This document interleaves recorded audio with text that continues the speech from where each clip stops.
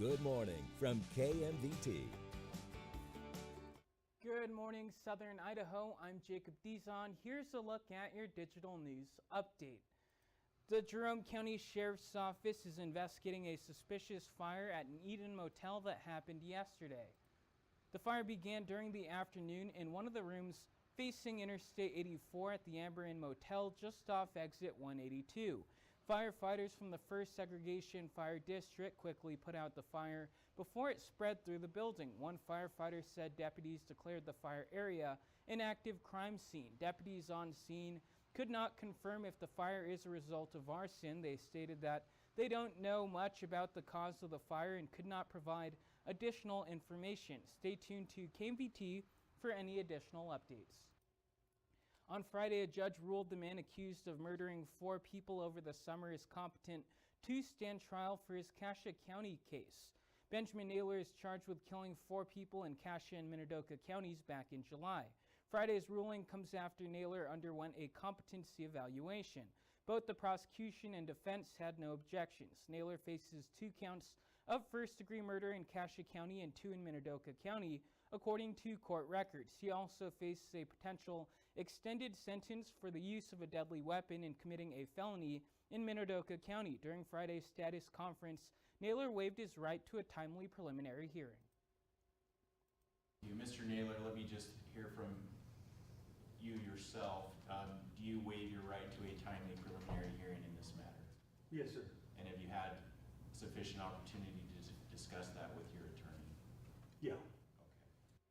The Cassia County Magistrate Court has scheduled Naylor's preliminary hearing for November 20th. Meanwhile, the Minidoka County Magistrate Court has scheduled a status conference for him on Wednesday, October 29th.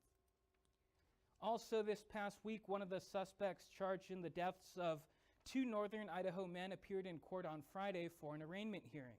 Skylar Mead is charged with first-degree murder in the deaths of 83-year-old James Monty and 72-year-old Gerald Don Henderson. According to court minutes, the 2 cases have been consolidated to Nez Perce County, and all proceedings will be conducted in that venue as Henderson's murder was committed in Clearwater County. When it came to a plea in both of these cases, Mead remained silent and the judge entered not guilty pleas on his behalf. Mead is being represented by Ann Taylor, who defended Brian Koberger, and Rick Kudahy, who is assisting her.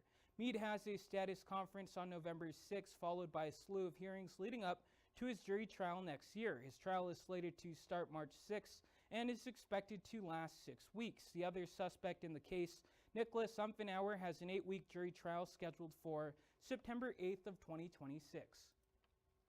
As the weather gets colder, you'll want to bundle up, and an organization wants to make sure kids stay warm.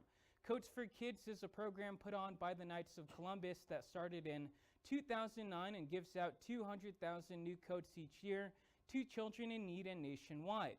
The local Knights of Columbus chapter in Twin Falls gives on average 100 to 200 new coats each year. Grand Knight Jerry Burns says this program is important to local families. Well, I've seen kids almost cry because they got a new coat. I've seen parents just thank us over and over for the fact that they could not afford a coat this year. And that's what we're doing. We're just trying to do some good in the community. Those wanting to donate 2 coats for kids can contact St. Edward the Confessor Catholic Church. Their number is 208-733-3907. Now let's check in with Heather Ann Wagner for a look at your weather. Good morning and happy Monday. We actually will have some really nice weather this week. Let's go ahead and check out our hometown forecast highs for today. For the Wood River Valley, mostly in the 30s and 40s. Now, as we start the day, everyone does have some cloud cover out there. It will move out of the area and bring us lots of sunshine. For the northern Magic Valley, mostly in the 40s today.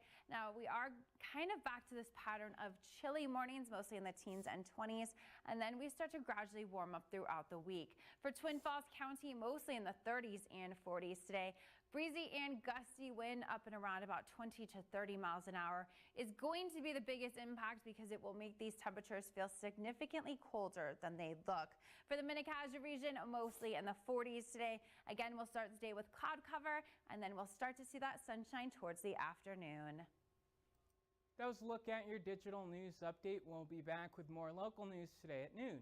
Until then, you can also send us story ideas by sending an email to news@kmvt.com.